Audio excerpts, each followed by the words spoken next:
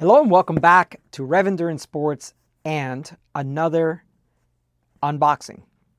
Now, before I get into the video itself, I wish to tell you that this is not a sponsored ad, but it is product that was given to me.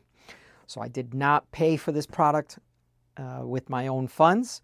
I always tell you that at the beginning of my videos, or at some point I make the disclaimer of that I've purchased something and I'm going to evaluate it for myself, for my customers, or the channel.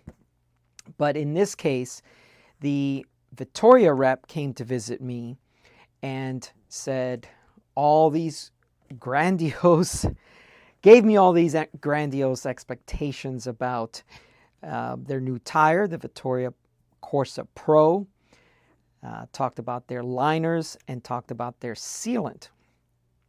And many of you who have been on this channel for a while know that I have a bone to pick with anyone who tells me that tubeless for road is great. By the way, I do not want to be confused or people to confuse my stance on this. Gravel and mountain bike tubeless is fantastic. It works really, really well.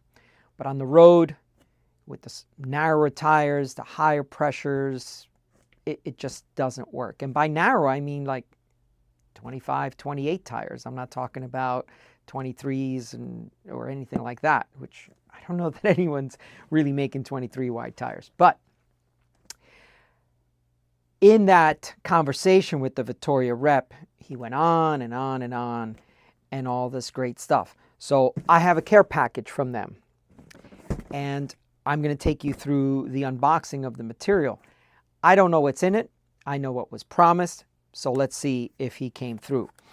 Some of you might have seen an Instagram post, if you follow me on Instagram, and then I also posted to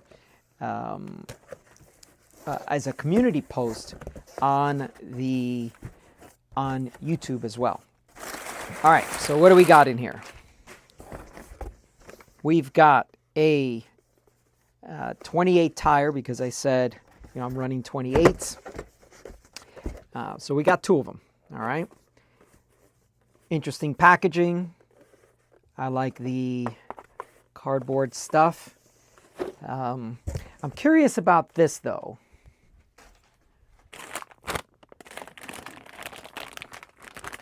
So in an age when we're trying to get away from plastics, Rene Hurst sends their tires in this type of packaging.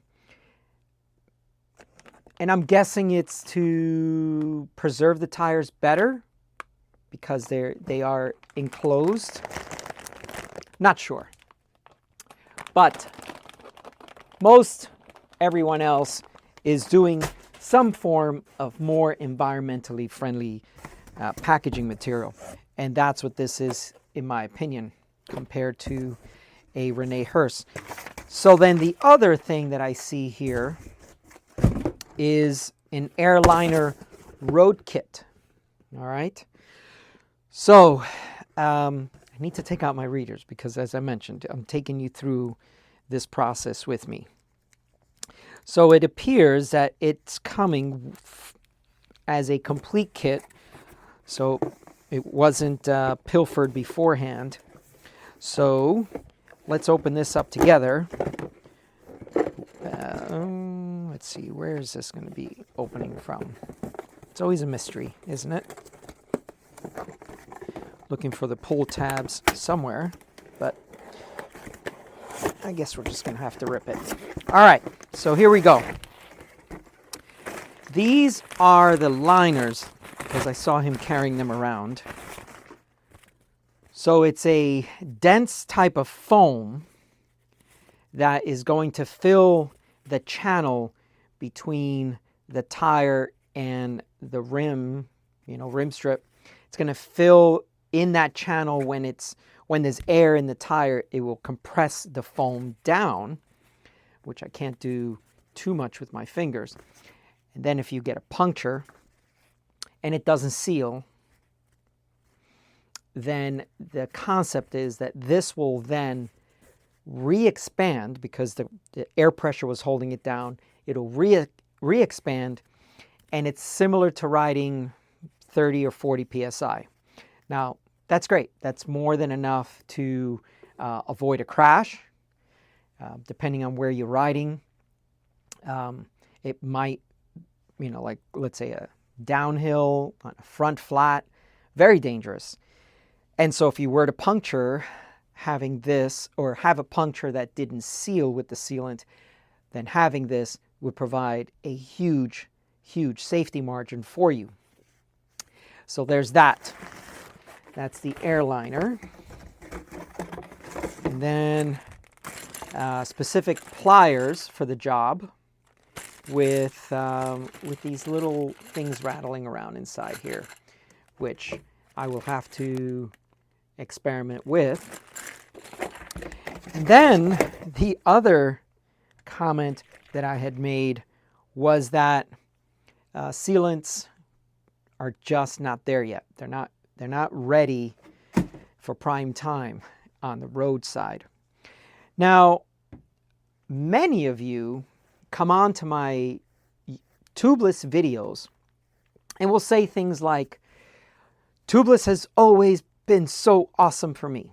I've never had any problems. Or, there's a myriad of responses and comments on these videos. That's great that it works for you. I'm glad that you have a solution to your flatting problems. And I'm glad that there is a segment of the cycling population that this works for. There are some mitigating factors. Some of you are riding much larger tires than 25s and 28s. You're running 30s, 32s on your road bikes. Some of you, because you're riding those larger tires, have a much lower pressure to contend with. So maybe you're running a 32 tire, you're a lightweight rider, and you're running 50 psi. I would see 50 psi, probably very good pressure for tubeless to work. I don't operate on a 32 tire at 50 psi. Our roads here in Southern California are very, very smooth, so I run 28 tires at about 70, and it just doesn't work for me, right? So I weigh about 150 pounds, so I'm not a heavyweight rider. So if you weigh more than that, your pressure must be higher than that. All right, so I get these comments about folks saying that, well, tubeless works fantastic for me. But I argue that many of you just don't ride much. And I know you're going to get upset, and you're going to comments down below. I'll just wait for those. But here's the thing. Just like someone told me, or I was talking to someone about chain waxing. You dip your chain in the hot immersion wax. It's good for 250 to 300 kilometers. 300 kilometers is like 187 miles. That's not much mileage. I mean, that literally is not even a week of riding for me or my crew. You know, some of the ladies on my crew are well over 300 miles for the week. Are they going to be fussing with replacing chains twice a week or something? Or they have 2 or 3 chains and rotation. And yeah, hot immersion wax just doesn't work well for people who ride a lot. So that's my argument on the tubeless side. If you ride a lot, I just don't see how this works. You got to keep, I won't get into all that. But here's the one thing that riding a lot, or the reason why I think riding a lot is an issue.